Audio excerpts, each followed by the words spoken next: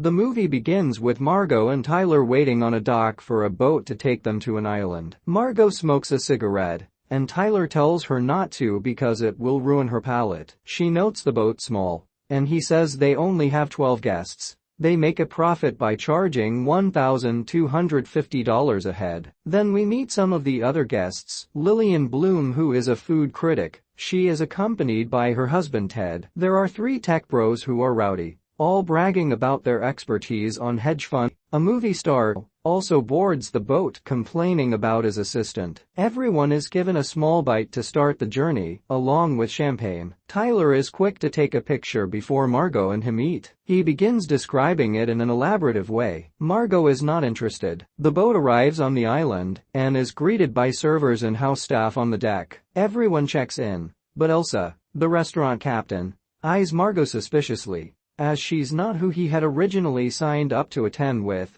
and he said that he has broken up with her. This unnerves Elsa. All of the 12 guests are lounging at an expanse behind the restaurant. 2 of them, Anne and her husband Richard, are regulars, so they just head straight to the. Elsa welcomes the others and tells them they're going to be a part of a unique story told with the menu. They get a tour of the island and being told that it is 12 acres of forest and also has access to the manila clams they'll be eating tonight. They're shown the smokehouse where they're told the dairy cow meat is aged for 152 days. One of the tech bros jokes, "What happens if you serve it on the 153rd day?" Elsa replies, "At this temperature, on the 153rd day, the bacteria, having breached the interior of the flesh which would spread into the customer's spinal cord membrane, the person eating would become incapacitated and shortly thereafter expire." They're then shown the bunkhouse where all of the staff lives, in bunk beds like on a military barrack. Elsa explains that the staff is like a family working on a common mission to run the world's finest restaurant. As they continue across the lawn to the restaurant, Tyler asks about a cottage on a hill. Elsa says it's where the chef lives, but even the staff isn't allowed inside. Then they all enter the restaurant. There is a sad old woman drinking at a table in the back. Anne and Richard are already seated. There is an open kitchen behind all the tables where the staff is hard at work. Elsa tells them all not to photograph the dishes. Tyler wants to see the kitchen, and he takes Margot to talk to the sous chef. Tyler asks and brags about all his foodie knowledge. The sous chef knows Tyler by name. He takes his seat, and Margot points out that, while the sous chef knows his name, Tyler never asked for his. Chef Slowick appears in the kitchen. He's brooding and intense. He tastes the dish they're about to serve and approves. All the servers then begin to serve the amuse-bouche. Tyler takes a photo, and Margot points out he's not supposed to. They both try the food, and Tyler ravishes it, but Margot isn't as impressed by the experience. Chef Slowick introduces himself and tells the group over the next few hours what they're going to experience. He asks them to taste instead of eating. The group is given the first course, called the island. Tyler points out these are the same clams they saw the guy fishing for earlier, and gets worried when Chef hears him. The chef says it is all right, and that the people on this island are not important. Tyler begins crying, describing the dish being beautiful. Margot is immediately skeptical of the entire restaurant. The food critic Lillian Bloom describes the dish as tasting an ocean. The movie star needs guidance from his assistant on how to approach the meal. The 3 tech bros just loudly talk about tech and then criticize the plate. Elsa watches it all with contempt. Chef stares at Margot. Tyler notices and wonders if Chef is staring at him. The chef shouts that they're plating in 5. The chef then gives a speech about the history of bread and how it is for common man. He then talks about how in the group there is no common man, so tonight they get no bread. Everyone is given plates with just the condiments. Everyone is offended by this. Lillian Bloom complains that the emulsion on one of the sauces is broken. Lillian points out that the chef weaves allegories into his food.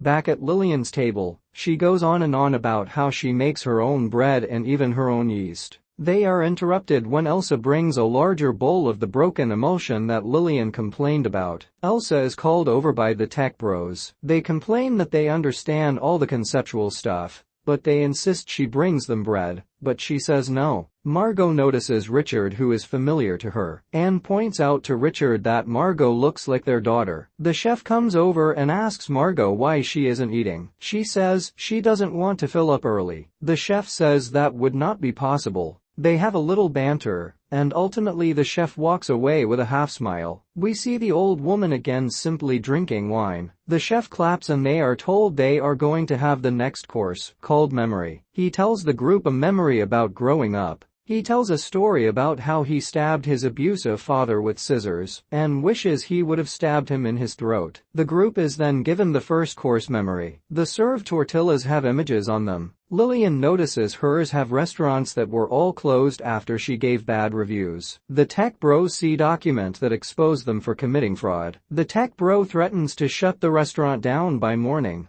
The movie star's tortillas are all the poster of a goofy movie he did a long time ago simply for the money. Anne sees pictures of the two of them with a bandage on Richard's head. In another one, there is a photograph of Richard with a young female escort on a date. He convinces her it was photoshopped. At Tyler's table, the tortillas are pictures of him trying to snap photos of his meals in secret earlier that night. He is worried the chef is mad at him and wonders if he should apologize. Margot tries to wave over a server, but Tyler snaps at her, saying you don't send things back there. Margot gets offended and gets up to leave. Before she can exit, Elsa appears. Margot asks for the ladies' room, and is pointed in that direction. Inside the ladies' room, Margot smokes a cigarette on top of a toilet. While looking out a slab, a pair of angel wings are being prepared on the lawn. The chef enters the bathroom and asks Margot what she's doing on this island. She's not supposed to be here. He wants to know if she's one of them or one of us. This confuses Margot.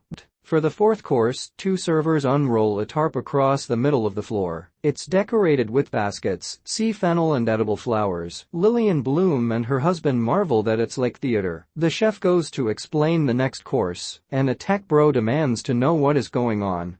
The chef continues, introducing the staff to his sous chef, Jeremy, who created the next dish, the mess. Jeremy stands beside him, while the chef explains that Jeremy graduated from a culinary institute, and that Jeremy is talented, but he's not great and never will be. Chef takes a step back. Jeremy removes a pistol from his waistband and blows his brains out. Everyone begins screaming and panicking. Richard gets up to leave, and Elsa stops him. Richard tries to push past two servers holding meat cleavers. Elsa asks your left or your right. Richard doesn't answer, so she orders the servers to cut off Richard's left ring finger. Lillian Bloom and her husband are trying to convince themselves that it's not really happening. Elsa asks Margot to join the chef in the kitchen. In the kitchen, chef again asks why she's there. He tells her he can tell she's not one of them. She seems to have experience of working retail. She asks, if I answer you, will I get to live? And the chef says, no, we're all going to die tonight. He gives her 15 minutes to decide. Tyler is jealous that she got a kitchen course. Chef returns and tells everyone, are there any questions about me, or Hawthorne,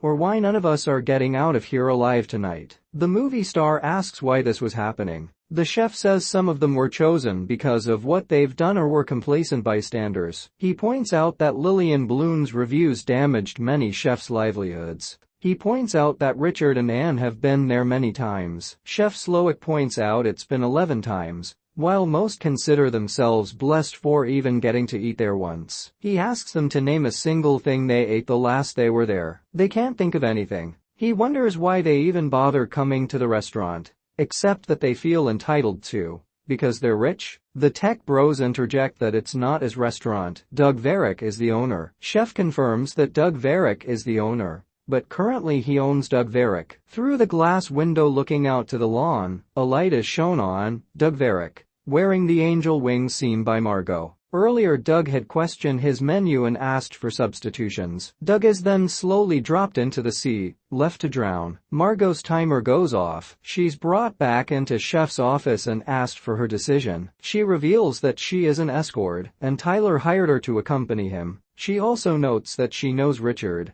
given he once hired her to dress up as his daughter. while he jerked off. The chef thinks she should be with the staff as they're the people who have been forgotten. The group is brought outside for their next course. The chef introduces them to his sous chef Catherine, who will present the next dish. Catherine tells the crowd, 2 years ago, Chef Julian Slowick tried to fuck me. I refused his advances. He didn't fire her, but instead kept her in the kitchen and refused to look her in the eye or speak directly to her for 8 months.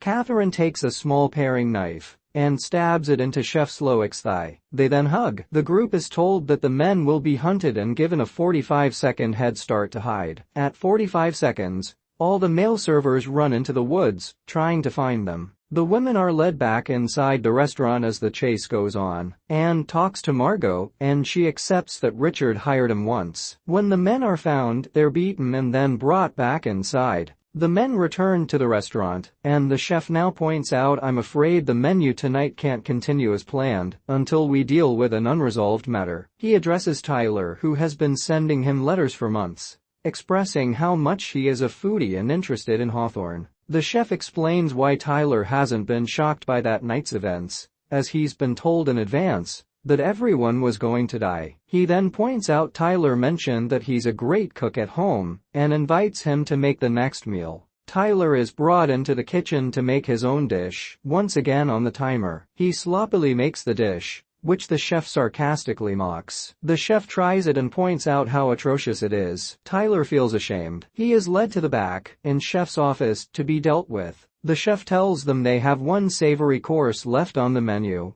and must prepare for dessert. But Elsa has been negligent and forgot to assign someone to bring a barrel. He tells Margot she will go to the smokehouse to fetch the barrel. Margot is given the key to the smokehouse. On her way out, she sees Tyler hanging by a noose, dead in the chef's office. Margot goes out in the lawn and makes her way into the smokehouse. She quickly finds the barrel, but first grabs a scaling knife off the wall. Through the window, she sees the chef's cottage. Margot enters the chef's cottage to find it's a replica of the restaurant's kitchen. In this one, there is also a silver door. She crosses to it, but it's locked. Elsa appears in the cottage. They have a huge scuffle around the cottage with Margot. At the end, Elsa is stabbed to death. Margot takes the key off Elsa and enters the silver room to find a secret room with stacks of cookbooks and photos of the chef throughout his career, ending on a newspaper picture of him flipping burgers at a local restaurant, seemingly happier than he is now. Margot notices a radio on the shelf and calls out for the Coast Guard. When she goes back into the cottage, Chef tells her to retrieve the barrel. Back in the restaurant, he says he's a monster, but tonight everything he's done is 100% pure. A small boat arrives, and the Coast Guard makes his way to the restaurant. The chef admires Margot for having found the radio and orders the dining room be cleared. The staff works to conceal all that's gone on that night and to clean everyone's faces to conceal injuries. The Coast Guard tells the chef he's heard there was a disturbance. The chef denies this, and nobody in the room speaks up. He then recognizes the movie star and says he's a fan. The chef asks if he'd like his autograph. The movie star writes for help for the Coast Guard. The officer turns to exit and then turns back around, pointing his gun at the chef. The room starts begging for help. The Coast Guard points his gun, but lights the candle on Margot's table. The gun is actually a lighter. The chef reveals he's one of them, and then tells Margot he's decided she's now a taker, an animal like all the rest. The group is now told they're getting their final course. Margot shouts that she doesn't like the chef's food, and she wants to send it back. The chef asks, "What about my food is not to your liking?" Margot says, "You've taken the joy out of eating." She points out the food wasn't made with love. She tells him she's starved and wants a traditional cheeseburger. The chef says he'll make her one, but she suspects he's not capable. The chef promises to make the best cheeseburger she's ever had. The chef cooks in the kitchen, then is presented to Margot. She takes a bite. She agrees it's great. Now she says she wants the rest to go. The chef arranges for her to get a to-go bag. He thanks Margot for dining at Hawthorne. She puts $10 on the table and exits. In the restaurant, everyone is given the bill before the dessert is presented. Everyone pays the bill as normally. He tells them their final dessert course is a play on the traditional campfire classic The S'more. He says it's the most boring of all desserts, but somehow Americans like it because it's set on fire. A coat made of marshmallows is placed on each guest. The floor is covered in chocolate sauce and graham cracker crumbs, and then the entire room is lit on fire. Outside, Margot gets to the Coast Guard's boat and cruise over the water. Inside Hawthorne, everyone is on fire, and all the staff and guests are dying. On the dock, Margot opens the to-go bag. She takes the cheeseburger and begins eating it. She uses the replica of menu to wipe her face as the restaurant explodes in flames far away on the island.